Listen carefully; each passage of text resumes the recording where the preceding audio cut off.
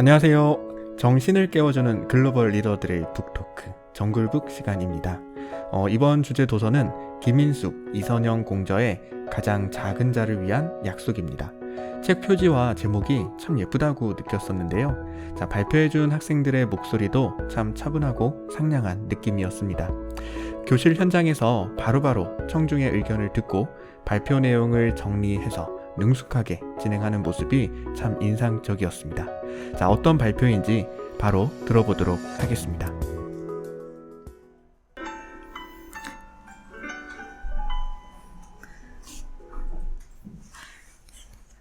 도담 라디오.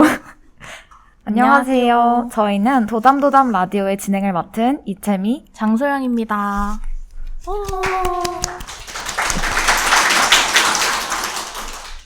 여러분, 도담이라는 말이 무슨 뜻인지 아시나요? 네, 바로 아이가 건강하길 자라길 바라는 마음이란 뜻을 가진 순 우리말입니다. 저희가 오늘 이야기할 주제가 바로 이것과 연관이 있습니다. 네, 여러분이 짐작하시다시피 오늘은 조금은 아플 수 있는 이야기인 아동인권에 대해 이야기해보려고 합니다.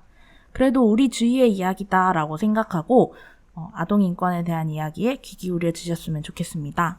맞습니다. 큰 장벽에 가려져 있던 문제들을 수면 위로 드러내는 활동들을 여러분과 함께해서 참 영광으로 생각합니다. 네, 저도 그렇게 생각해요. 다음 코너는 책에 대해서 전반적인 이야기를 나눠보는 시간입니다.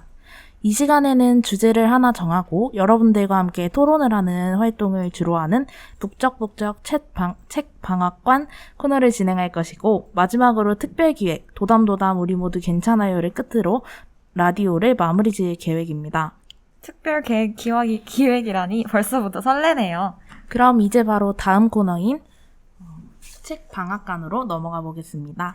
그러시죠. 그럼 광고 듣고 오겠습니다. 혹시 당신은 임산부의 권리를 생각해 본 적 있으십니까? 네, 자리도 양보해 보았습니다. 그렇다면 당신은 가난한 사람들을 위해 기부를 한 적이 있나요? 네, 꾸준히 기부하고 있습니다. 그렇다면 당신은 아동의 권리에 대해 생각해 본 적 있으십니까? 모두 같은 인권입니다. 부디 당신의 주위에 목소리에 조금 더 귀 기울여 주십시오. 네, 광고 듣고 오셨습니다. 네, 이제 북적북적 책방학관이라는 코너를 진행해 보겠습니다. 책방학관에 오신 걸 환영합니다. 이번 시간에는 책에 대한 의견 나누기, 책 소개, 그리고 깊이가 저 바다 같다고 해서 붙여진 심해 토론을 진행할 것입니다. 네, 그럼 먼저 책 소개 부탁드립니다. 네, 이 책은 참신하고 특별한 짜임새로 구성되어 있어서 술술 읽을 수 있었던 책이었습니다. 단순한 소설 형식이 아닌 아동인권과 관련된 여러 영화를 다루고 이를 생각해볼 만한 문제들과 연관시키는 방법이었는데요. 무엇보다 살면서 흔히 마주칠 수 있는 아동인권 문제들을 다양한 관점에서 소개하는 책이라는 점이 흥미롭다고 할 수 있었습니다. 네, 저도 그 점이 참 흥미로웠습니다. 특히 몇몇 영화들은 저도 인상 깊게 보았기 때문에 많이 기억에 남는 것 같아요. 칠드런 액트, 가버나움, 우리들, 코러스, 우리집 등의 영화들이 나오니 책의 한계를 넘어서 피부로 와닿는 느낌이었어요. 그런데 소영님, 저 궁금한 것이 있습니다. 네, 무엇인가요? 소영님이 아동인권에 대해서 관심이 많다고 들었는데 혹시 글쓴이에 대해 아시나요? 네, 그럼요. 우선 글쓴이 분은, 이 책의 저자이신 글쓴이 분은 아동인권에서 다년간 정말 강력한 지지자 역할을 하셨습니다. 간단히 양력을 소개해드리자면 김인숙 선생님은 50년 동안 NGO에서 활동을 하셨고 대표적으로 세이브 더 칠드런 코리아에서 부회장을 역임하셨습니다. 또 현재 국제아동인권센터의 이사이시기도 합니다. 또 이선영 선생님은 초록우산 어린이재단에서 다양한 활동을 열성적으로 펼치신 분입니다.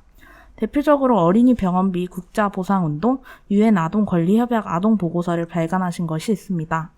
이런 분이 책을 쓰셨다니. 저도 장래는 이분들처럼 권리 보호를 위한 활동을 하는 사람이 꼭 되고 싶네요.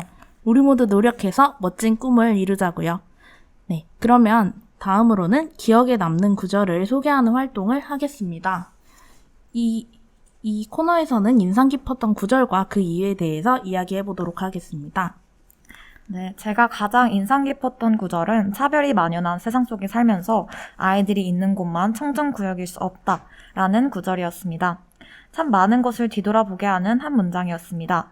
저는 아직 17년의 짧은 인생을 살았지만 살아오면서 생각보다 많은 차별을 겪을 수 있었습니다. 또 조금 어렸을 때 겪었던 상처들은 아직도 마음에 흉이 져 있습니다. 당시 저는 그런 것들을 부조리하다고 생각했던 것 같습니다. 하지만 조금 더 커가고 눈앞에 할 일들을 겪다 보니 그런 것을 잊어버렸던 것 같습니다. 그래서 저는 이 구절을 통해서 나의 마음에 접어두었던 것들이 표현된 것 같다는 생각이 들었습니다. 저도 권리 보장에 더 열심히 힘써야겠네요. 네, 제가 가장 인상 깊게 읽은 구절은 세상의 많은 폭력은 위력에 의해 발생한다. 아동에 대한 폭력을 막기 위해서는 아동을 어떤 존재로 바라보느냐가 중요하다 였어요. 여러분은 아동을 어떤 존재로 바라보고 계신가요? 또 아동을 어떤 존재로 바라보는 것이 옳다고 생각하시나요? 아동의 존재에 대해서 바르게 인식하는 것이 아주 중요하다는 것을 깨닫게 된 구절이었어요. 저는 아동을 효과적으로 보호하고 또 아동의 권리를 존중하는 그런 어른이 되고 싶습니다. 네, 이제 심해 토론 시간만 남았네요. 두근두근. 그럼 시작해볼까요? 네, 그러면 지금부터 여러분과 아동학대에 관련한 간단한 토론을 진행해 볼 것인데요. 토론에 앞서 사회적 이슈가 되었던 사건 중 하나를 소개해 볼게요. 여러분 모두 민식이법을 아시나요? 민식이법은 아동보호구역에서 속도를 제한하여 아동의 권리를 보호하기 위한 법인데요. 그렇다면 여러분은 최근 민식이법이 악용되는 사례가 있다는 것을 알고 계신가요? 네, 최근에 달리는 차를 뒤에서 쫓아가며 겁을 주는 일명 민식이 논리가 유행처럼 퍼지고 있다고 합니다. 이렇게 차를 쫓아가는 학생들의 모습을 볼 수 있는데요.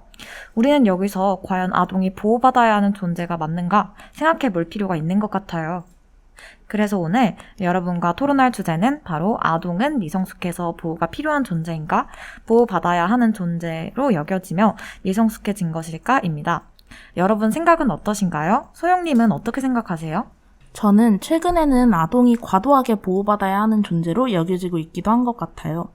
때문에 아동이 자립심을 기르지 못하거나 위축되는 것과 같은 아동학대도 발생하고 있다고 생각해요. 실제로 과보호 속에 성장한 아이들이 자신의 의사를 결정하는 데 문제를 겪고 있기도 하니까요. 저는 교육 쪽으로 진로를 희망하고 있는데요. 아동이 스스로 자립하는 법을 가르쳐주는 건 역시 어른의 의무 중 하나라고 생각하였습니다. 세미님은 이 주제에 대해 어떻게 생각하시나요? 저는 삶에 필요한 것들을 배우는 것 역시 부모의 올바른 교육으로부터 시작된다는 소영님의 의견에 동의해요. 하지만 아동이 보호받아야 하는 존재로 여겨져서 미성숙하다고는 생각하지 않아요. 우선 아동은 성인에 비해 신체적으로, 정신적으로 미성숙하고 그로 인해 많은 이들의 도움을 받으며 성장하고 있다고 생각해요. 그 예로 미성숙한 청소년의 올바른 정신 성장을 위해 소년법이 개정되었기도 하고요. 저는 아동의 미성숙함을 인정하고 그들이 발전할 수 있도록 도움을 주는 것이 중요하다고 생각합니다. 덧붙여 앞으로 사회가 아동의 권리 보호와 성장을 위해 더 다양한 프로그램과 정책을 개발하여야 한다고 생각합니다.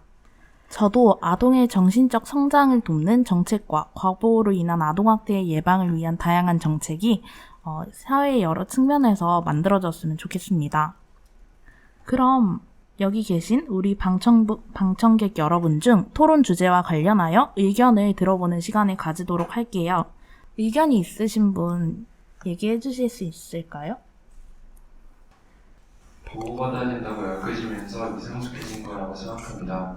왜냐하면 과거에는 지금보다 성인이라고 여겨지는 사람들의 나이가 현재는 만 19세 혹은 20세이지만 이제는 더 어렸습니다.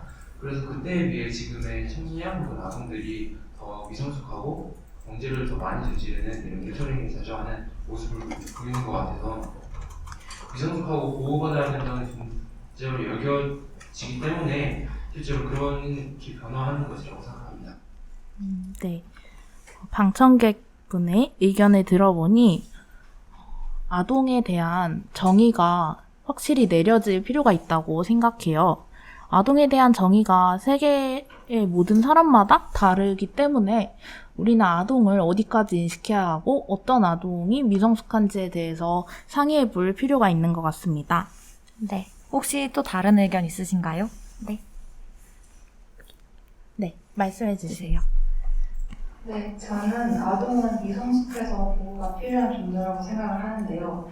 저희 사람들은 모두 사회에 정해진 규범이나 관습 속에서 살아가고 있는데 아동들은 아직 그러한 관습과 규범에 대한 인지가 부족한 상태라고 생각을 합니다.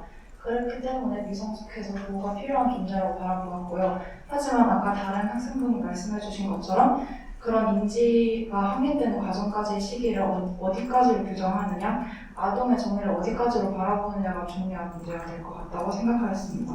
감사합니다. 좋은 의견 감사합니다.